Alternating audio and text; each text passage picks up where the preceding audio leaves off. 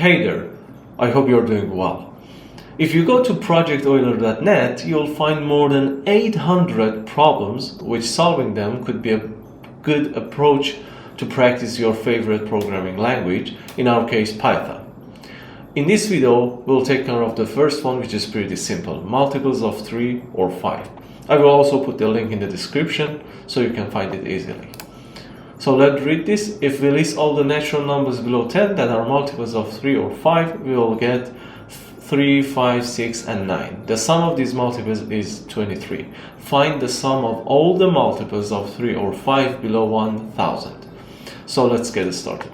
We start with a list comprehension for the values below 1000.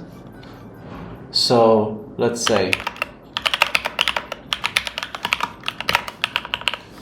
so it means all of the natural numbers below 1000, but we need to filter them so that we only get the multiples of 3 or 5. So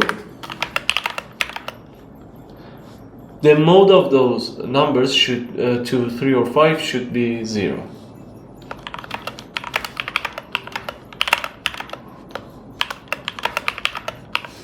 That's it. We already have a list consisting all of the numbers which match our criteria. Now we need the sum of this list.